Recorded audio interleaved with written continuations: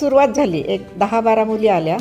मग आमचा सोसायटीचा हॉल आहे, तो घेतला मी. आणि मी एकही पैसा फी घेत नाही, की साधारण 80 वर्षी सगळे म्हणले की काकू आता तुम्ही 21 करू शकता. सगळ्यांचा पाठिंबा, घरच्या माझ्या मुलींचा, नातींचा पाठिंबा. दवाखान्यात किती वेळा जाता? नाही, दवाखाना नाही. तर कधी म्हणजे सर्दी पडचं किंवा कफ वगैरे झालं तर असंच झालेलं आहे. जास्त म्हणजे कधी ॲडमिट असं झालेलं नाही. शेवटचं दवाखान्यात कधी गेलं काय आठवत? नमस्कार.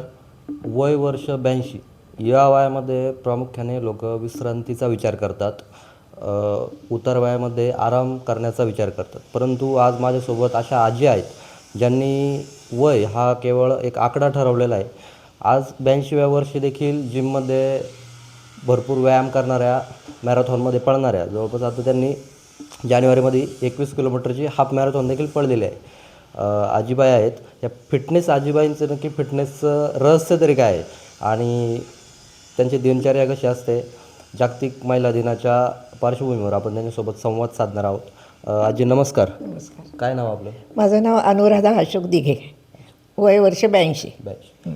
काय नक्की म्हणजे वयाच्या 82व्या वर्षी मॅरेथॉन पळत आहे, सुरुवात नक्की कुठून झाली? काय सुरुवात माझी योग क्लासापासून सुरुवात झाली. साधारण 9 साली. 9 साली मी योग वर्ग सुरू केला, म्हणजे क्लास. मी तेव्हा 64 वयाचे होते.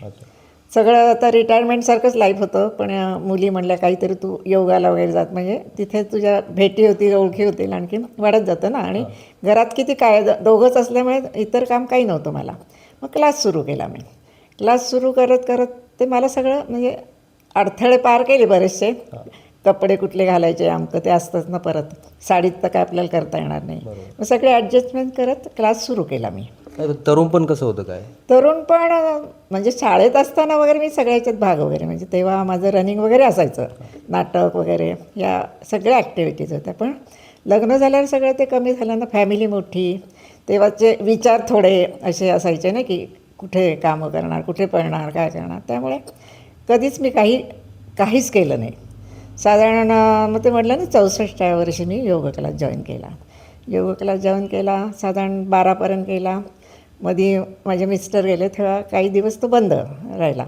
त्याच्यानंतर परत मी सुरू केला. मग इथे मी माझ्या हॉलमध्ये 5 मुली सुरुवात केल्या योगा वर्गाला.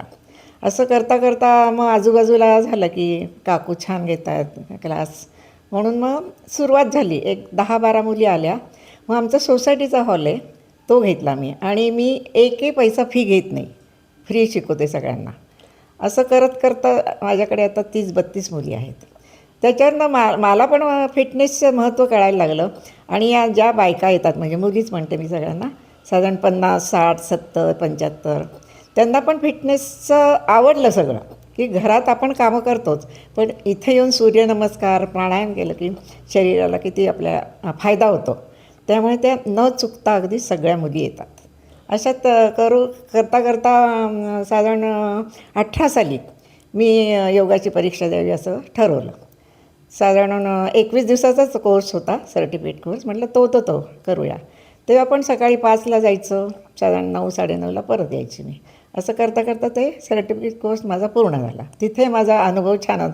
तिथे पण वयाने मीच मोठे होते, त्यामुळे एक वेगळं लोकांना हे वाटायचं. आणखीन लोक यायला लागले की चला आपण पण करायला पाहिजे, या दृष्टीने सुरू केला. योगाकडून हळूहळू जिम आणि त्याच्यानंतर मॅरेथॉन? नाही, जिमचं आधी नाही सुरू झालं. योगाकडनं मी रनिंग, म्हटलं ना 22 साली ट्रेनिंग घ्यायला गेले मी. बजाजचं चालू होतं ते ट्रेनिंग घेतलं. मग बजाजची पहिली केली. ट्रेनिंगचाच भाग म्हणून आम्हाला जिम असतं. साधारण मंगळवार, गुरुवार आणि शनिवार आमचं ट्रेनिंग असतं, म्हणजे पळण्याचं. आणि बुधवार आणि शुक्रवार जिम करायचंच, म्हणून मग जिम जॉईन केलं. त्याचा पण फायदा होतोच आपल्याला. आणि रनिंगचं ट्रेनिंग मी कायम चालू ठेवलं आहे. कधी पण 3-3 महिन्यांनी आमचं वेगळं सुरू होतं.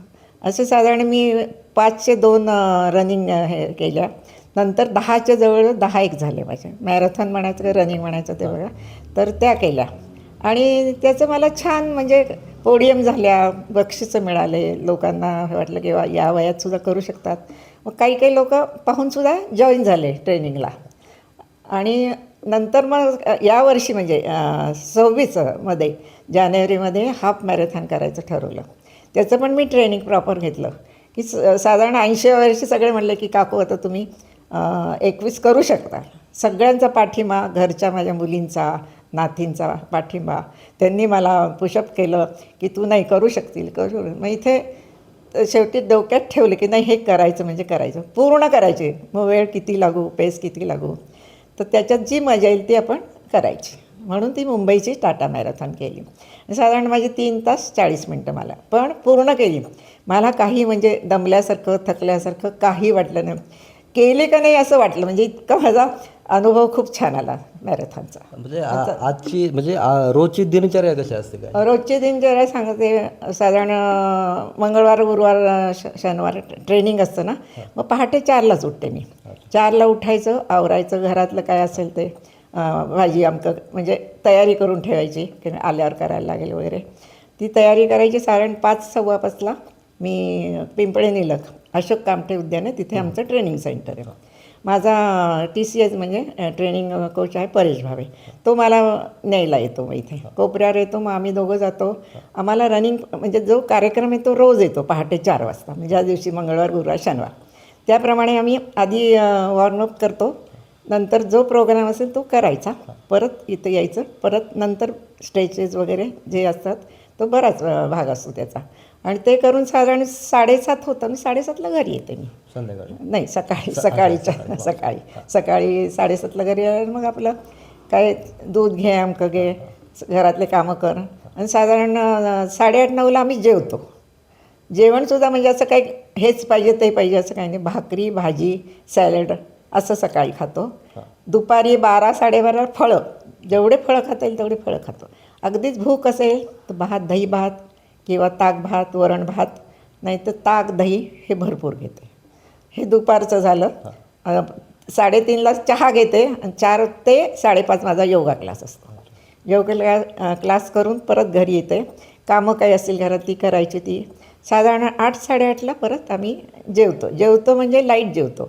डोसा खा, कुठे पोहे, इडली असं लाईट खातो रात्री आम्ही. साधारण 8:30पर्यंत पूर्ण झालं पाहिजे असं माझं रोजचं आहे.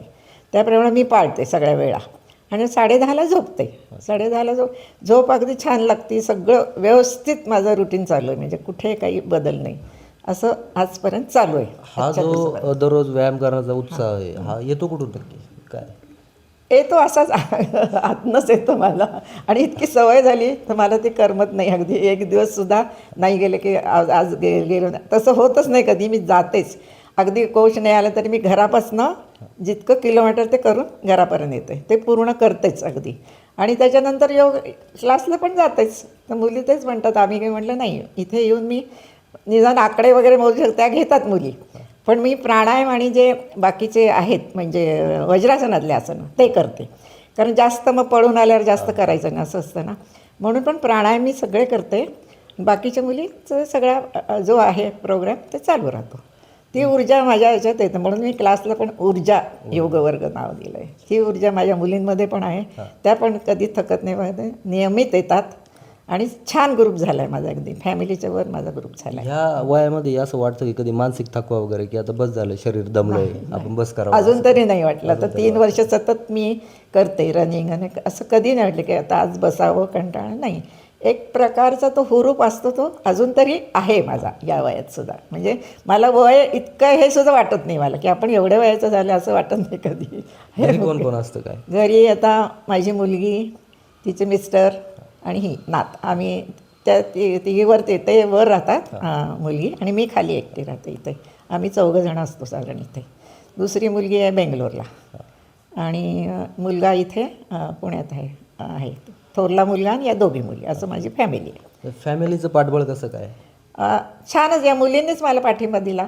मुली, नाती आणि जावई की करू शकताल तुम्ही, तर सतत पाठिंबा माझा. कारण माझा जावईच त्याचंच मॅरेथॉनचं हे आहे, जेजेस रनिंग बेंगलोर, त्याच्याकडनं तो पण सांगतो मग हे घ्या, यावेळेस हे ते घ्या, त्याला विचारून करते.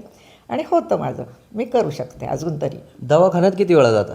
नाही, दवाखाना नाही कधी. म्हणजे सर्दी पडसं किंवा कफ वगैरे झालं तर असंच झालेलं. जास्त म्हणजे कधी ॲडमिट असं झाले नाही. शेवटचं दवाखान्यात कधी गेला काय आठवतं? नाही, आत्ता मध्ये किंवा पावसाळ्यात जरा कफ झाला होता, ते काय जरा पळाले मी पावसात खूप.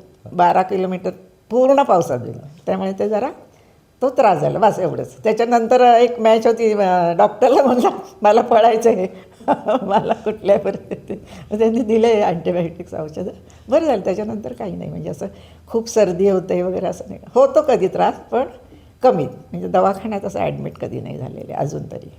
ही जी तरुण मुलं आहेत ही आता एक टीनेजर आपण त्यांना म्हणू शकतो की ते हळूहळू व्यसनाधीनतेकडे वळतात, तर त्यांना काय सांगताल तुम्ही? काय हेच सांगते ना, व्यायामाचं आणि बाहेरचं जंक फूड खाणं त्यांनी कमी करायला पाहिजे.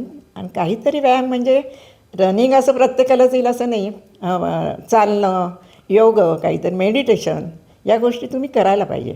तर तो शरीराला म्हणजे एक छान आधार मिळेल आणि इकडे तिकडे आपलं लक्ष जायचं नाही असं मला वाटतं.